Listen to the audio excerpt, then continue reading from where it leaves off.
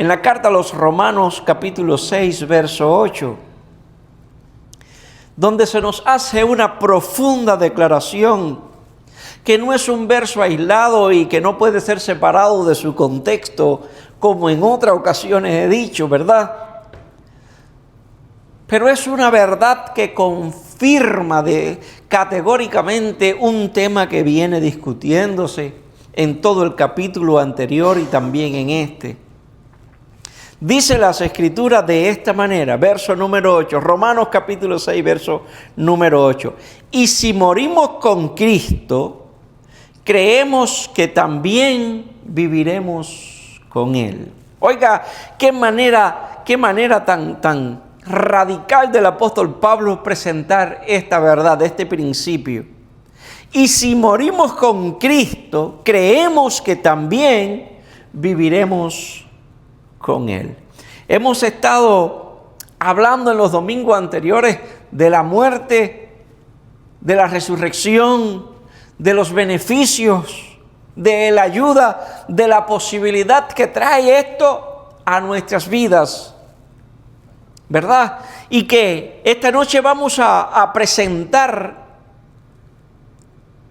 un poco más de beneficio sobre este aspecto de la resurrección del Señor Jesucristo. Y esta es la razón por la que el apóstol enseña: si morimos con Cristo, creemos que también viviremos, creemos que también viviremos con Él.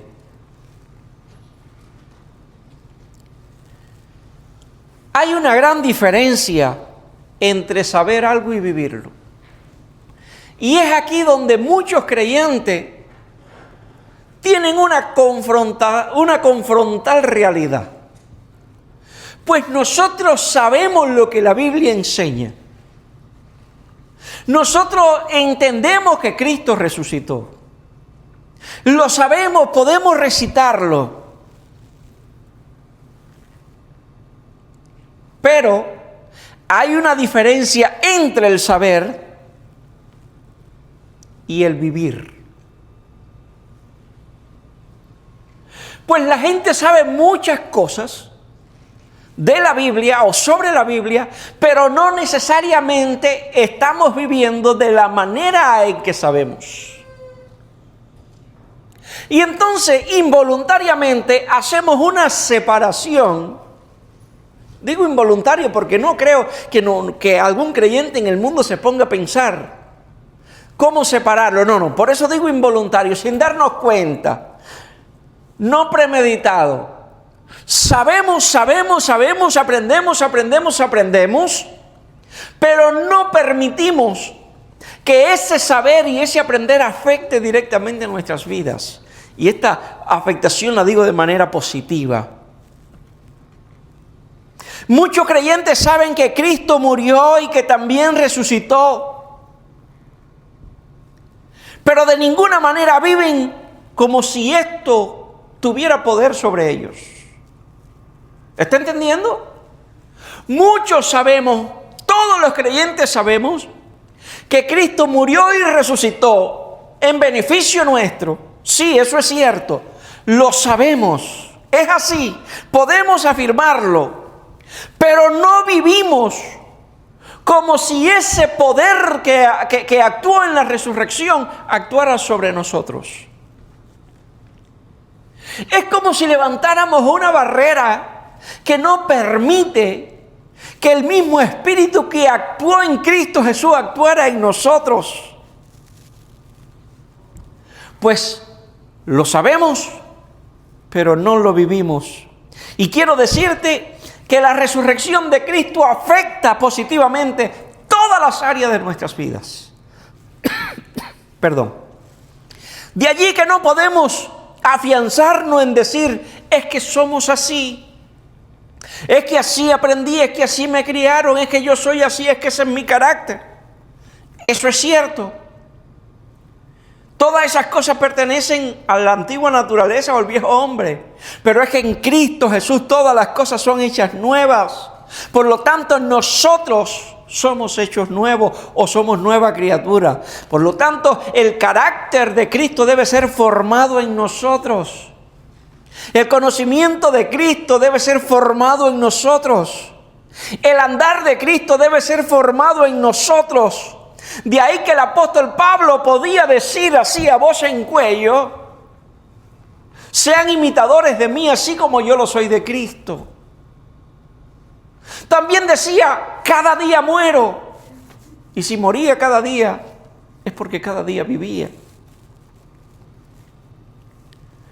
Pero esta profunda verdad, cuando nadie tenía las Escrituras, se levanta el apóstol y dice: sean imitadores de mí, porque él entendía que su vida había sido afectada en todas las áreas por la resurrección de Cristo, y que los creyentes, los nuevos creyentes, al verlo a él e imitar su fe, automáticamente estaban imitando a Cristo y practicando aquella fe genuina, profunda, que Jesús había enseñado. El punto es, si nosotros tendríamos el testimonio espiritual para decirle a otro: ¿quieres imitar a Cristo? Puedes empezar imitándome a mí. Pero ahí no queremos comprometernos con esa profunda verdad, porque es demasiado peligrosa. En el capítulo 5, capítulo anterior, el apóstol Pablo viene discutiendo el tema de la gracia. Y habla que de donde abundó el pecado, sobreabundó la gracia. Y esas son cosas muy interesantes.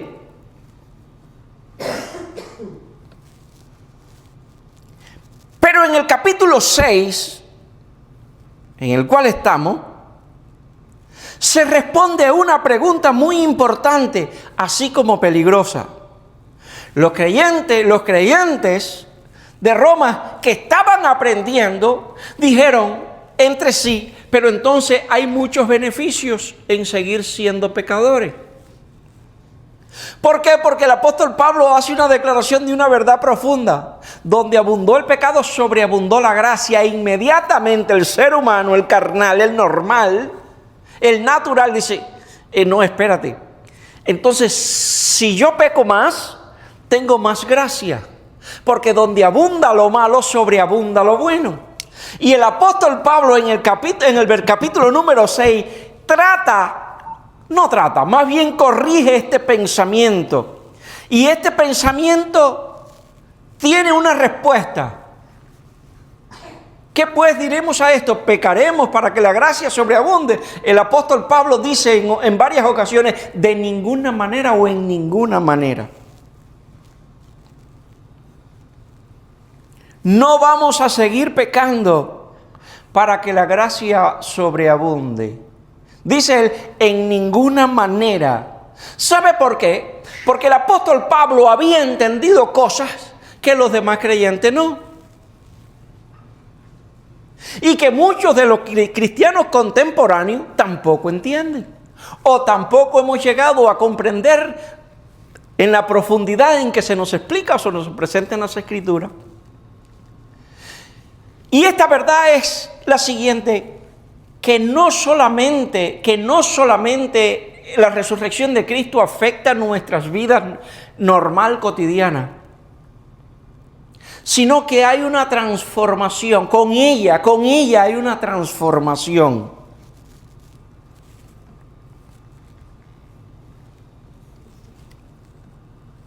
El creyente no solo ha sido perdonado en la muerte, en la cruz.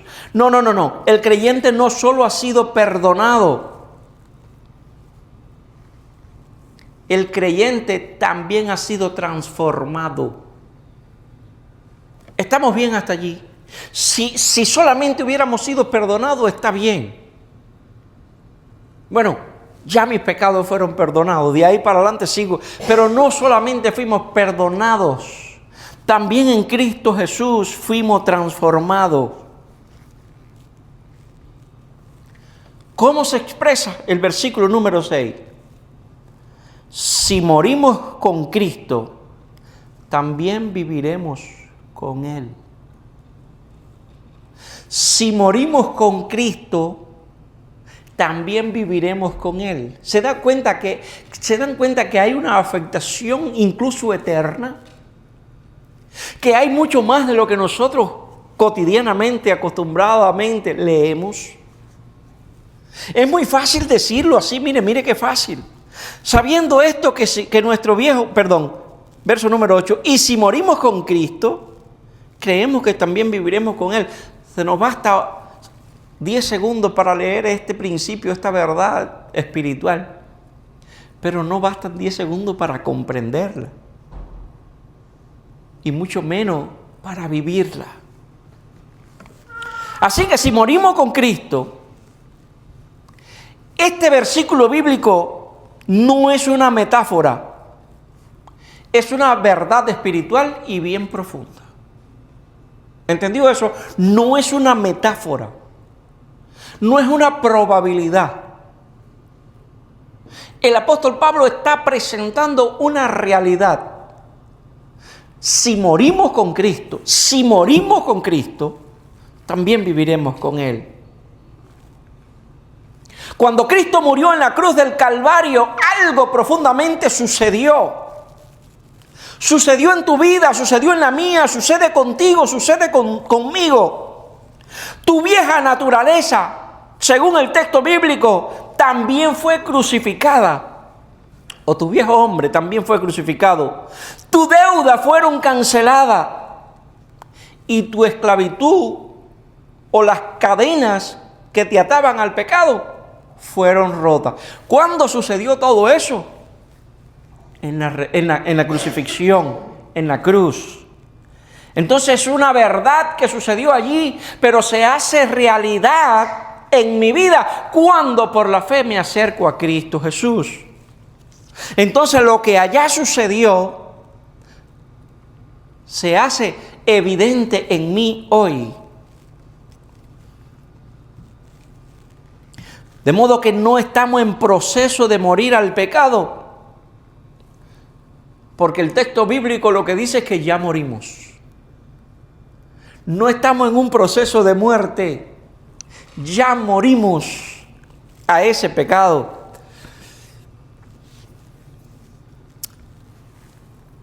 No podemos seguir pensando que somos como somos porque así nos criaron. No podemos seguir acentuando esa verdad, confirmando ese hecho. Porque tú y yo hemos sido transformados en Cristo Jesús. Ahora, hay una palabra muy clave aquí. Muy clave. Probablemente la palabra más corta del versículo, pero esto es una llave. Mire esto. Y si morimos con Cristo, la palabra clave es creemos. Y si morimos con Cristo, creemos que también viviremos con Él. Diga conmigo, creemos.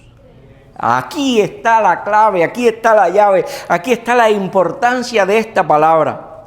Creemos. Porque la victoria espiritual comienza en la mente. Así de simple. En la manera en que tú renuevas tu mente creyendo lo que las Escrituras enseñan. Una mente renovada únicamente por la fe.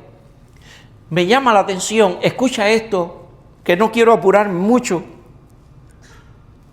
Y voy a reafirmar este principio. Creemos. Si morimos con Cristo, creemos que también viviremos con Él. No dice sentimos. ¿Sabe? Y nosotros vivimos más por el sentir que por el creer. Pero la Biblia habla del creer y no necesariamente del sentir. Porque nosotros podemos sentir disímiles de cosas. Usted siente una cosa hoy, mañana siente otra. Usted siente a Dios hoy, mañana lo que se siente solo. Usted siente victoria hoy y mañana lo que siente es derrota. Usted se siente fortalecido hoy, mañana lo que siente es endeble. Pero la Biblia no habla del sentir. Si morimos con Cristo Jesús, sentimos. No, la Biblia habla del creer. ¿Sabe por qué? Porque el sentir no afecta a tu persona, pero el creer sí.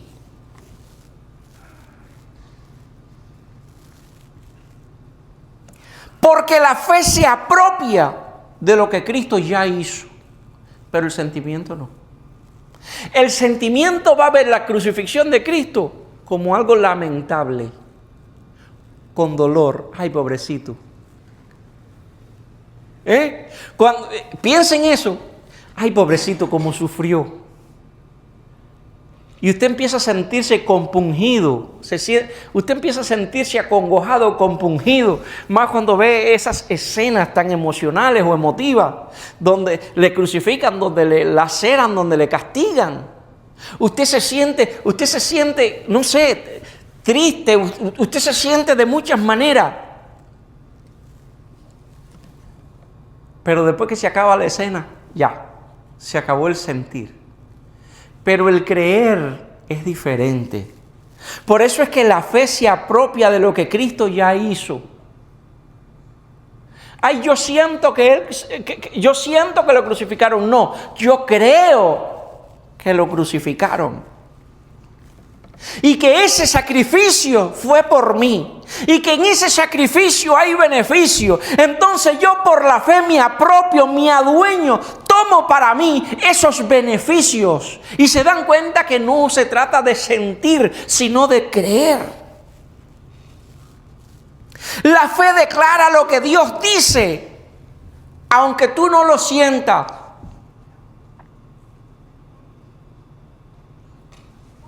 Pero la fe se apropia de esa palabra, aunque todo lo demás parezca contrario.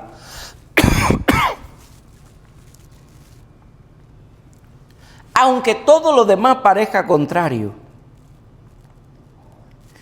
Dios dice, digamos, va a caer un torrencial de agua y usted mira el cielo y no encuentra una nube. Y dice, yo siento que no va a llover nada.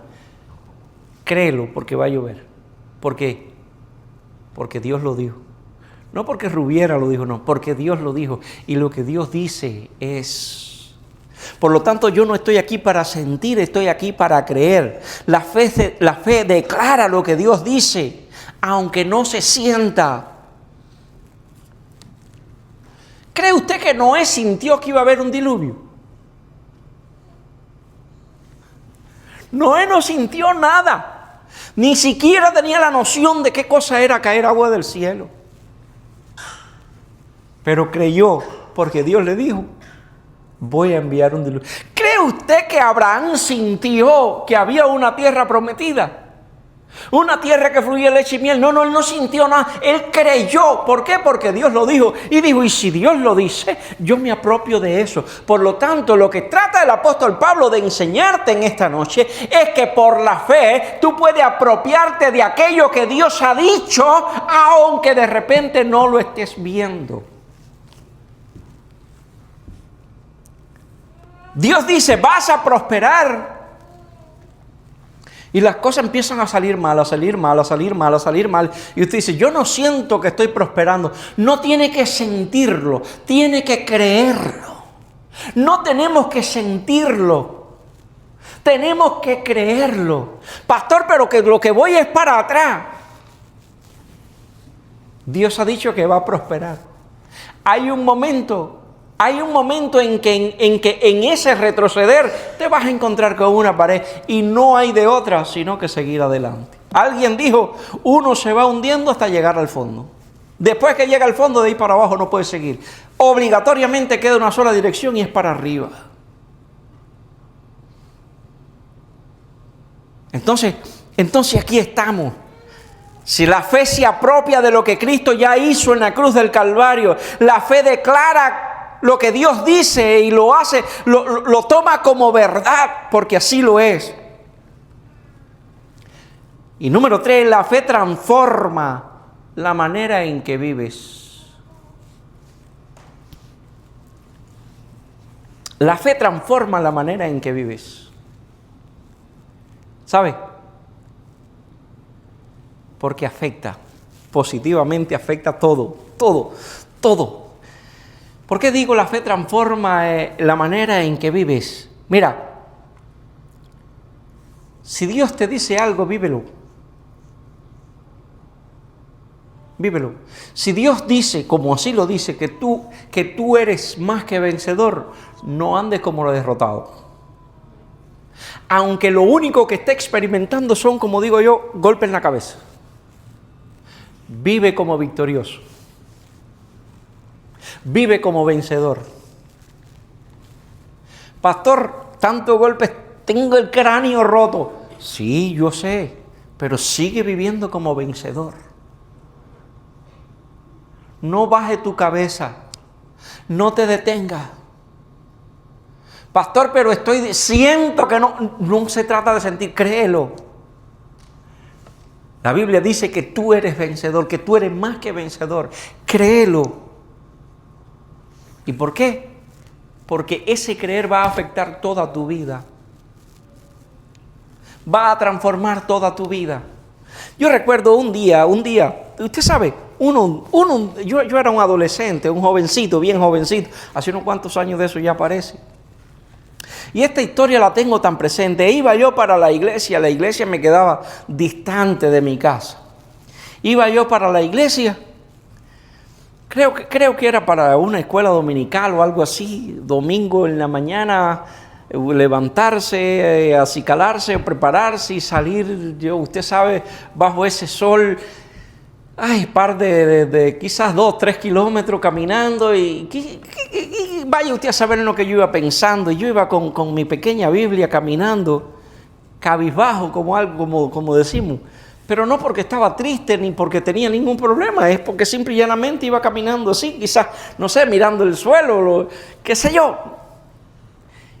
Y me doy cruce con un hombre que sin conocerme me dijo: levanta esa cabeza, que tú eres muy joven para caminar entristecido.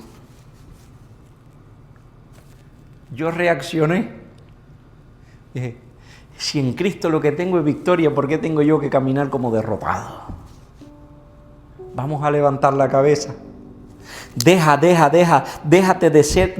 ser afectado en toda tu vida sobre este esplendor de la fe. Un hombre puede tener millones en su cuenta bancaria, pero si no lo sabe, seguirá viviendo como pobre.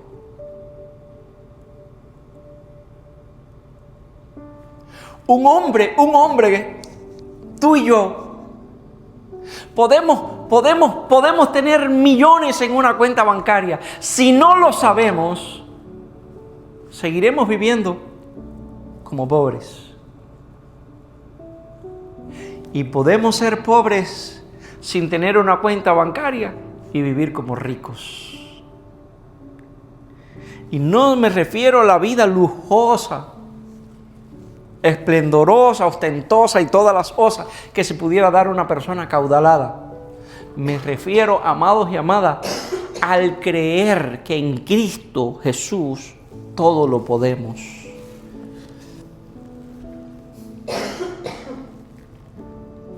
Dice en la segunda parte del versículo bíblico: también viviremos con Él. Esta vida no es solamente futura. Esa vida comienza ahora. Es una vida presente. Es un poder que se manifiesta para vencer el pecado. Es un poder que se manifiesta en una nueva mentalidad. Es un poder que se manifiesta para vivir una nueva vida o tomar una nueva dirección. No estoy hablando en ninguna medida de una de una perfección instantánea. Pero sí estoy hablando de una transformación real. Y estos son beneficios adquiridos para nosotros por Cristo Jesús en la cruz del Calvario. Así que tenemos una vida futura. también resucitaremos con Él o también viviremos con Él. Tendremos una resurrección gloriosa, una vida eterna y una comunión plena con Cristo Jesús. Así que volvemos al versículo bíblico. Y si morimos con Cristo, creemos que también viviremos con Él. Y lo presenta en el orden más lógico y más profundo que alguien pudiera organizar un discurso. Porque no puede haber resurrección sin antes haber muerte. Y nosotros estamos, usted sabe, agraciados, adheridos a la resurrección. Y nos emociona la idea de la resurrección. Y estamos esperando ese momento glorioso, sea que Cristo venga o que yo parta, pero sabemos que un día los muertos en Cristo resucitarán. Ok, y esa verdad nos emociona, esa verdad nos llena de una esperanza viva. Eso es cierto. Pero, entiéndase las primeras palabras. Esto de la resurrección es si morimos con Él. Vamos a tener esto, lo cual tú y yo queremos, si morimos con Él. Y entonces, ¿qué sería morir con Cristo? ¿Qué sería morir con Cristo? A los romanos, a los cristianos de Roma les costaba un poquito de trabajo comprender estas verdades. ¿Qué sería entonces morir con Cristo? Es morir al pecado. Es morir a la vieja naturaleza. Es morir al viejo hombre, al que está cargado y viciado. Eso es morir con Cristo. Entonces, si morimos con Cristo, también viviremos con Él. Que se refiere entonces a la resurrección. Pero si morimos, entonces, si yo no muero con Cristo, no tengo los beneficios de la resurrección. Usted puede leer todo este capítulo y va a encontrar verdades muy profundas sobre la muerte y sobre la resurrección. Pero quiero que tengan, yo voy a disfrutar esto si primero soy parte de esto. ¿Entendió eso? Yo voy a tener estos beneficios si primero soy parte de esto. Yo creo que voy a tener esta vida en Cristo si antes estoy muerto con Él. Si antes fui crucificado con Él. Si ya no vivo para mí. El apóstol Pablo decía, ya no vivo yo. Si ya Él no vivía es porque estaba muerto, ¿verdad? ¿Muerto a qué? Esto dicho en la boca del apóstol Pablo es muy importante. Pues tenía tantos privilegios en ser quien era antes de ser cristiano. Tenía tantos privilegios cuando era Saulo de Tarso, que no voy a decir que perdió, sino que, como él dice, que lo estimó por basura con tal de ganar a Cristo. Y la Biblia declara la importancia de este hombre. Educado a los pies del mejor maestro del momento, en cuanto a la ley fariseo, descendiente de la tribu de Benjamín, doble ciudadanía judía y romana, un hombre que hablaba y había que escucharlo, un hombre de autoridad y de influencia, probablemente miembro del Sanedrín. Oiga, este hombre tenía ciertos privilegios, pero él dice, todo lo tengo por basura. Todo esto lo tengo por basura con tal de ganar a Cristo. Porque él había entendido que para este beneficio tenía que morir con Cristo. Y aquí está el punto creyente con el cual termino yo en esta noche. Creemos que somos parte de la vida eterna. Creemos en la resurrección de Cristo y que estamos involucrados con ella. Creemos que somos parte de la bendición de ser el pueblo de Dios, de ser un real sacerdocio, de ser una nación santa, de ser reyes y sacerdotes para Dios Padre, de haber sido reconciliado, de ser coheredero, así como hijo y hermano del Señor Jesucristo. Y toda una serie, una gran lista de muchos beneficios. Pero siempre recuerde esto: todos estos beneficios son autenticados únicamente si morimos con Cristo. Y eso se llama no tener vida propia. Por duro que parezca, por fuerte que suene o que se oiga, eso se llama no tener vida propia. ¿Saben lo que es no tener vida propia? No hacer lo que yo quiero, no hacer, digamos, lo que me place, o feamente decir lo que me da la gana.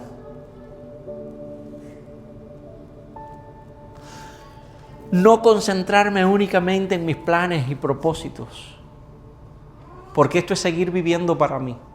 No tener vida propia es entender que ya yo no gobierno mi vida, que hay alguien que se llama Jesús, a quien yo se la entregué, que la gobierna Él, que hay alguien fuera de mí, o mejor dicho, dentro de mí, que la dirige, que se llama Espíritu Santo, que hay alguien que me enseña más allá de lo que yo soy capaz de comprender, que hay alguien que da testimonio dentro de mí, que hay alguien que puede decirme detente cuando yo quiero hacer lo que no está mal, lo que está mal.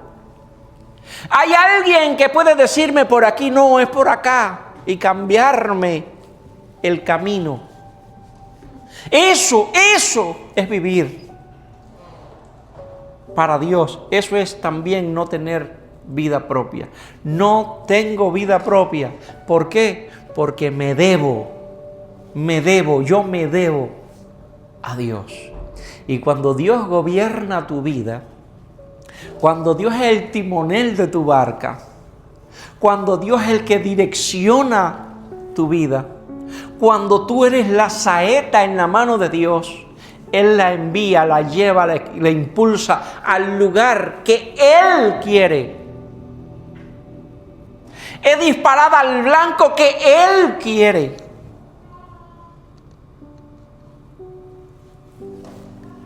Trae el resultado que Él determinó. Entonces, sería decir nuevamente, como dice el apóstol Pablo: ya no vivo yo, chico, ya no vivo yo. Entonces, ¿quién vive? Vive Cristo en mí. Él gobierna, Él manda. Yo fui muerto juntamente con Él, por lo tanto creo que también viviremos con Él. Oramos. Gracias, Señor, en esta noche por tu amor, tu bendición, tu paz, tu palabra, oh Dios amado, que nos anima, oh Dios mío, a separarnos de todo el beneficio, por así llamarlo, que brinda el mundo, Señor. Nos ha ganado para ti y estamos, Señor, contentos de vivir de esta manera. Estamos en tus manos. Nadie nos arrebata de allí. Nadie puede hacernos daño allí. Somos hechuras tuyas. Bendice a tu iglesia, oh Dios. Y que esta semana tenemos por delante sea una semana de bendición y de gloria. En el nombre del Señor Jesucristo, llévanos en bien a nuestros hogares. Amén y amén. Que Dios continúe bendiciéndole. Estamos despedidos.